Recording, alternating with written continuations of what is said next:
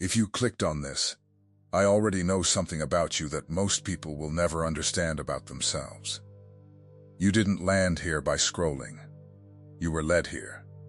And the part of you that flinched when you read that title, the part that wanted to roll its eyes but couldn't quite look away, that part already knows I'm telling you the truth. A spiritual reader saw you. Not your face, not your name, your spirit. And what she saw, she could barely put into words, because what lives inside you doesn't fit the small language we use for ordinary people. You are not ordinary. You never were. And today, finally, somebody is going to say it to your face. Listen to me closely, because I'm not here to flatter you. Flattery is cheap, and it fades by morning. I'm here to confirm something that has been following you your whole life like a shadow you couldn't name. You felt it in rooms full of people. That strange loneliness of being surrounded and still unseen. You felt it when you cried over things nobody else even noticed. You felt it when you walked into a place and somehow the whole room shifted. And you couldn't explain why. And you blamed yourself for it. The way you've blamed yourself for everything. That weight you carry isn't a defect. It's an assignment. And I'm going to spend the next several minutes proving that to you. My name is George. I've spent more years than I'd like to admit sitting with people just like you, people who came to me broken, convinced they were too much, and not enough at the same time. People who had been told their whole lives to dim down, to calm down, to stop feeling so deeply. And every single time, I watched the same thing happen. The moment they understood who they actually were, something straightened in their spine. Something that had been bent for decades stood up. So let me ask you something, and I want you to be honest in the quiet of your own heart. How many times have you sensed things before they happened? How many times did you know a phone was about to ring? Know somebody was lying when their words sounded perfectly true? Know that a person walking toward you was carrying a grief they'd never spoken out loud? You learned to hide it. You learned to say, I just had a feeling. But it was never just a feeling. It was the antenna inside you doing exactly what it was built to do. Think about that for a second. An antenna doesn't apologize for receiving. It receives because that is its nature. And you've spent years apologizing for your nature. Here's what most people miss. The Bible is full of people exactly like you. And almost none of them felt chosen while it was happening. They felt strange. They felt isolated. They felt like the floor of their own life had dropped out from under them.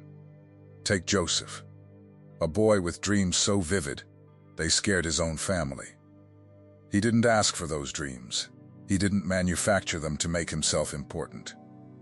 They came to him in the night, unbidden, showing him things that hadn't happened yet, his brothers bowing, the sun and moon bending low. And what did he get for carrying that gift? He got thrown in a pit by the people who shared his blood. He got sold like livestock. He got dragged into a country where nobody spoke his language, and nobody knew his name. Now sit with that. The thing that made Joseph extraordinary was the very thing that got him hated. His brothers didn't despise him because he was weak. They despised him because they could feel the favor on him, and they couldn't stand to be near a light they didn't carry themselves. Has that ever happened to you?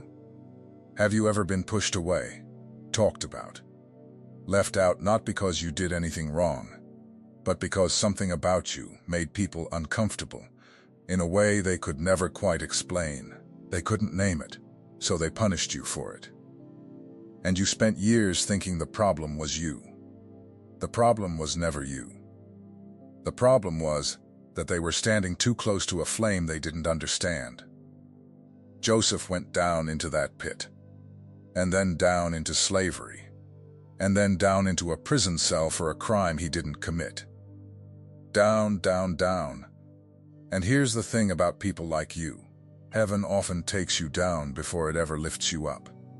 Because the assignment on your life is too heavy to be carried by who you were before. You have to be emptied first. You have to lose the version of yourself that needed everyone's approval. Because where you're going, approval won't sustain you. Only purpose will. And when Joseph finally stood before Pharaoh, the most powerful man in the known world, it wasn't his charm that opened the door. It was the gift. The very gift his brothers tried to bury in the dirt became the thing that saved entire nations from starvation, including the brothers who sold him. Let that land. The gift they tried to silence in you was never meant only for you. It was meant to feed people you haven't even met yet. But maybe you're sitting there thinking, George, you don't understand. I'm not strong like that. I'm tired. I'm afraid. I hear what you're saying, but I don't feel chosen. I feel exhausted. Good. Then let me tell you about Elijah.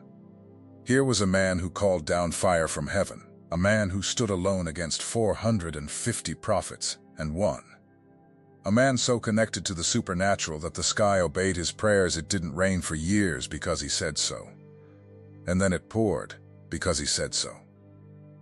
If anyone ever had the right to feel invincible, it was him. And do you know where we find him a few verses later? Under a tree in the wilderness, alone, begging God to take his life. It is enough, he said. Take me. I'm no better than my fathers. The highest divine beings are not the ones who never break. They are the ones who break and keep breathing anyway. Elijah, the fire caller, the sky bender, wanted to die under a bush in the desert. And how did heaven respond? Not with a lecture, not with shame. An angel came and touched him and said, simply, get up and eat. Twice, because the journey was too great for him. Heaven didn't scold his exhaustion. Heaven fed it. If you are tired today, hear me. Your exhaustion is not evidence that you were never chosen. Your exhaustion is evidence that you've been carrying something real. Cardboard is light. You don't get tired carrying cardboard. You get tired carrying gold. And here's where it gets real. There's a reason the enemy of your soul has worked so hard, for so long, to convince you that you're nothing special. Think about it. Why would so much darkness gather around a person who's supposedly insignificant?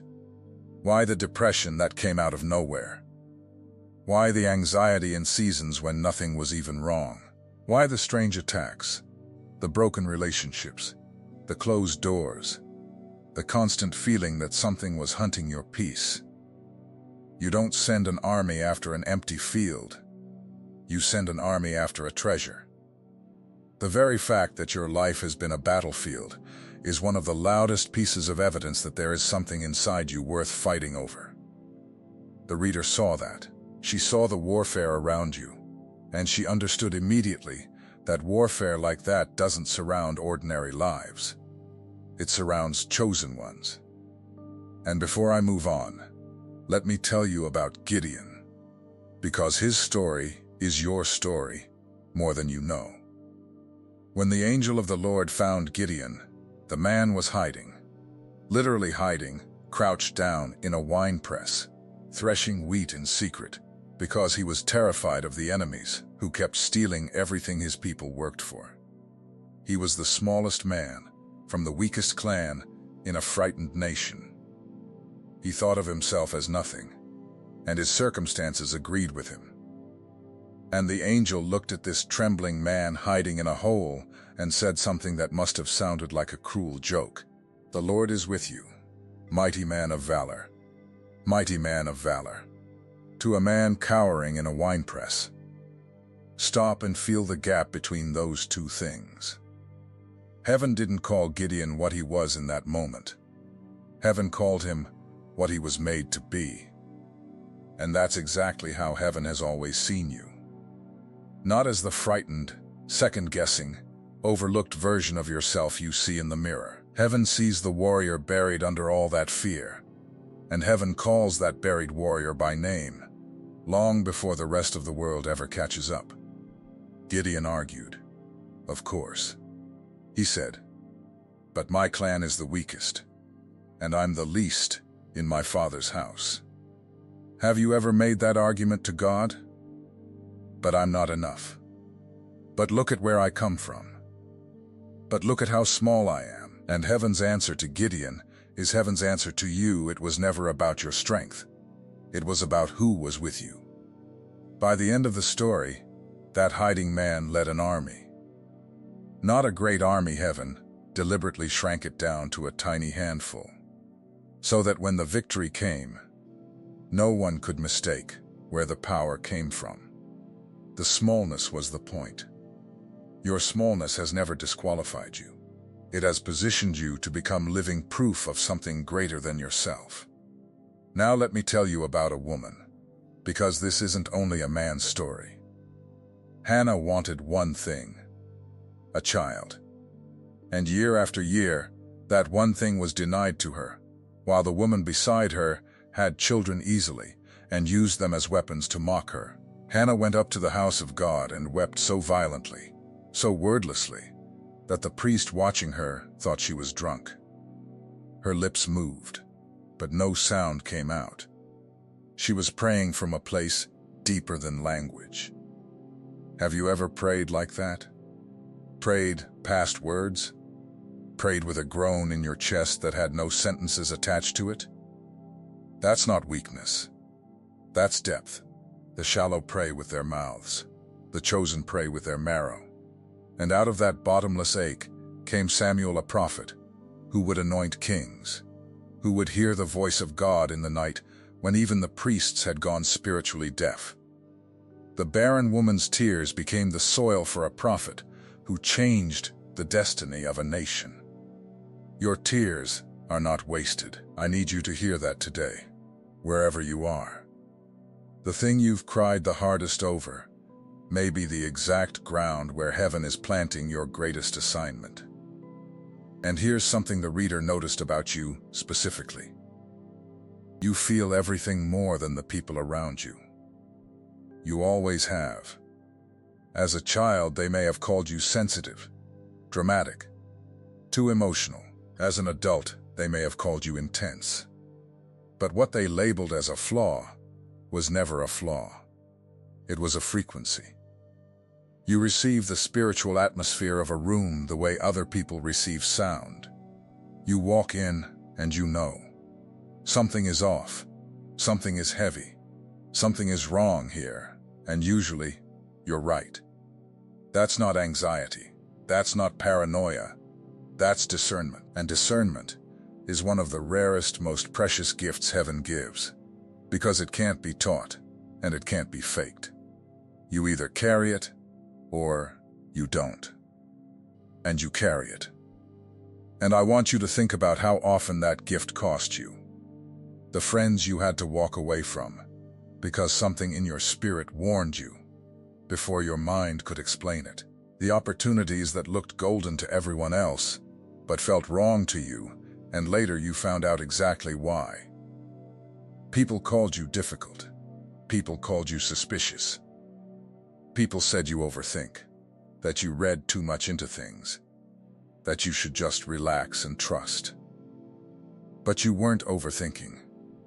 You were perceiving. There's a difference, and you've always known it, even when you couldn't defend it. Now I want to speak to something most people would be afraid to say to you. But I think you've been waiting your whole life for somebody to finally name it. There is a holiness on you. Not because you're perfect, you're not. None of us are. But there is a set-apartness.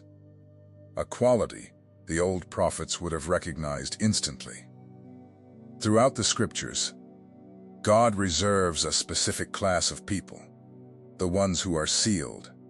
The ones who are marked. The ones described as carrying His name on their foreheads. Not a literal head count. Not a club you join. A pattern.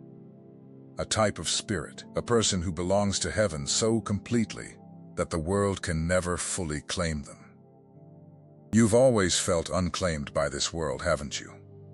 Like you were a guest here. Like you never fully fit any group, any trend, any crowd.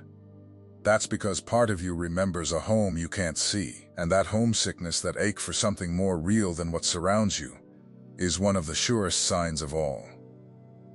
You are not lost. You are stationed. There is a difference. The lost don't know where they belong. The stationed know they belong somewhere higher, and they ache for it every single day.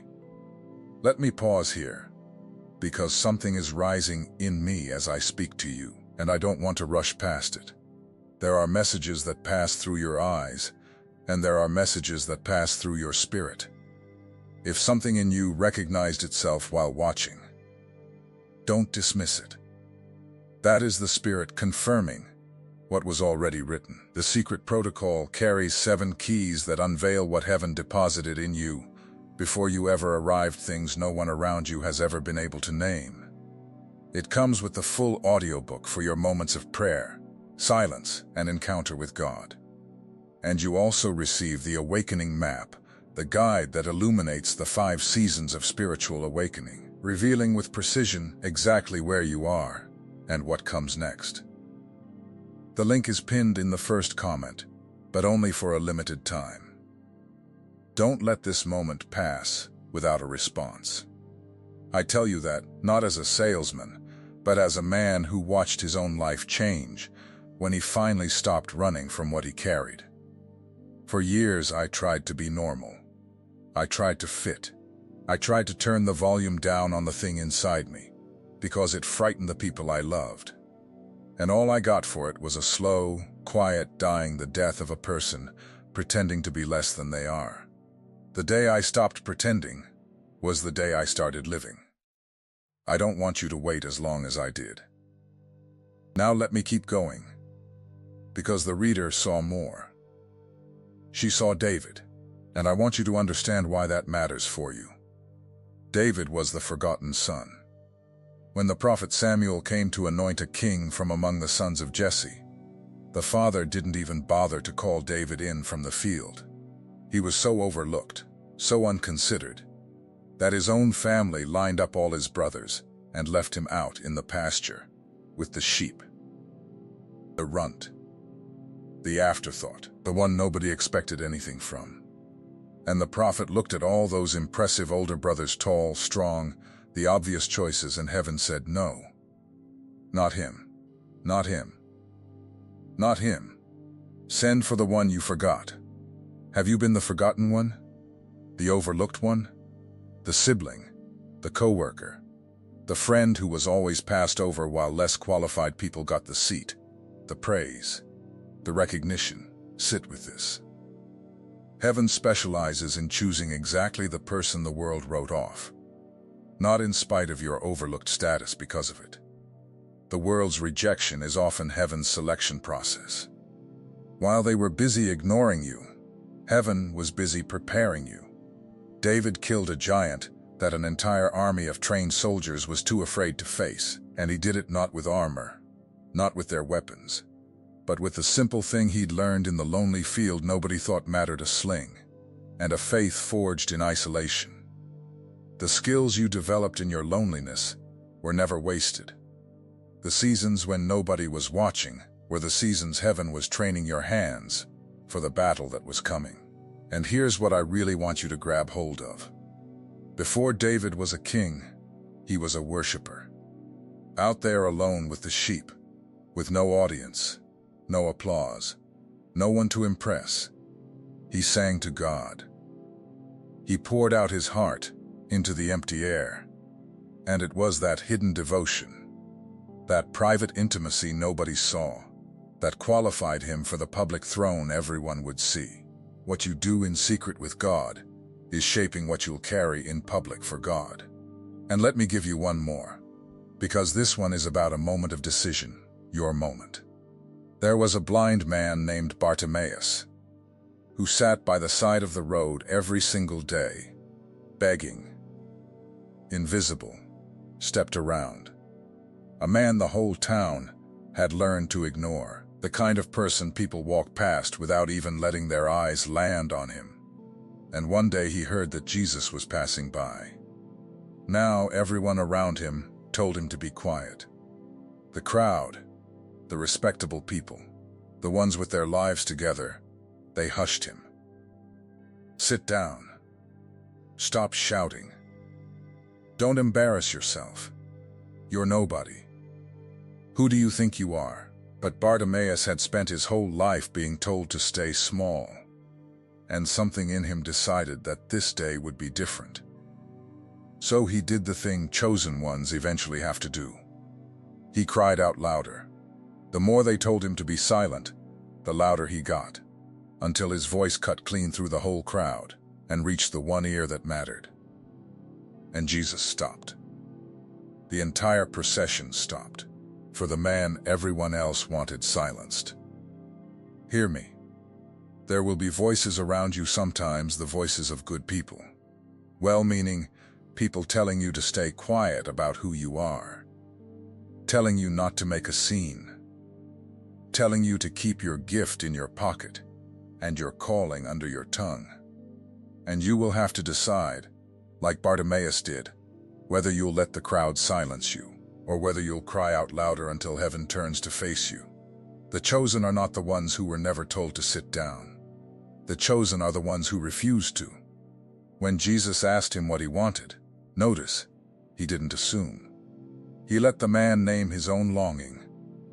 And Bartimaeus said, I want to see. And he saw. The beggar by the road became a man with sight, walking the road himself, following the very one the crowd had tried to keep him from. What is it that you want? Name it. Not what they want for you. Not what's safe. The thing your spirit has been crying out for under all the years of being told to be quiet. Heaven is closer than you think, and it has always been willing to stop the whole procession for one chosen voice that refuses to be silenced. Now think about Esther for a moment. An orphan girl, raised by a relative, who ended up in a position of unimaginable influence at the exact moment her people faced annihilation. And her cousin spoke words to her that I want to speak over you right now. Who knows whether you have come to your position for such a time as this? For such a time as this. Not by accident, not by luck.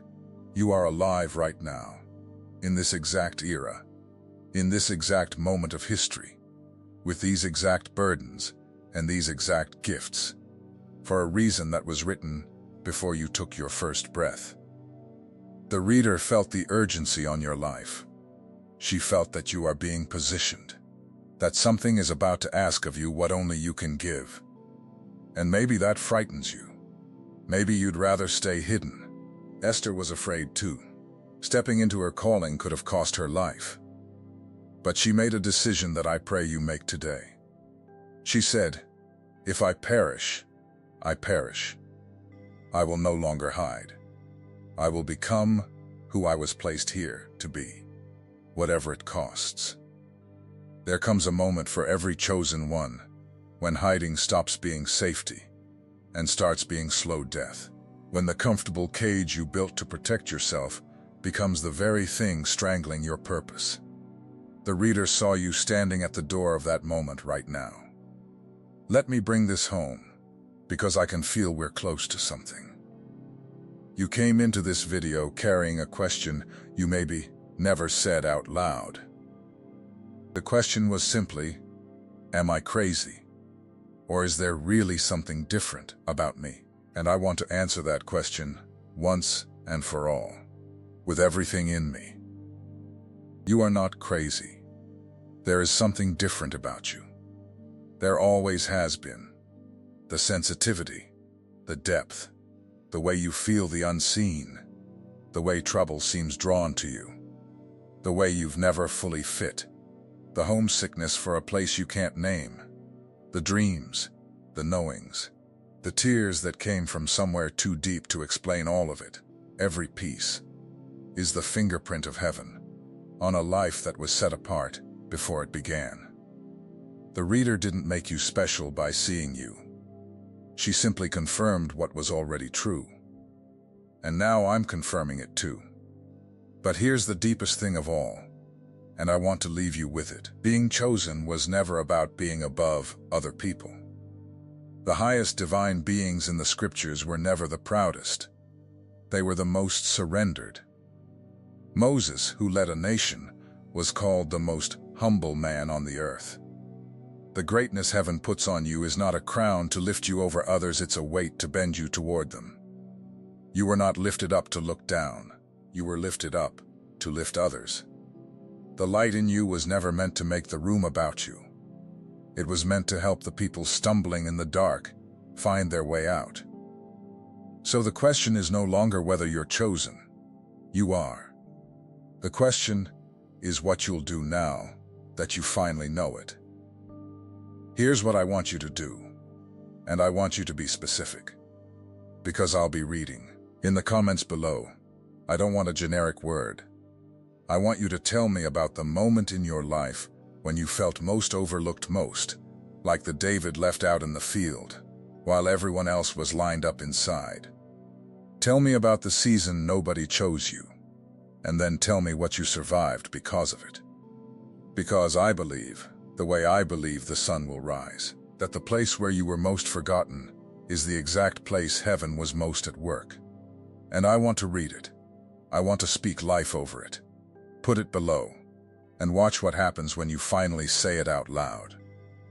And remember, everything I spoke about goes deeper inside the secret protocol, pinned in the first comment. The 7 keys, the audiobook, and the awakening map are there waiting for you whenever you're ready.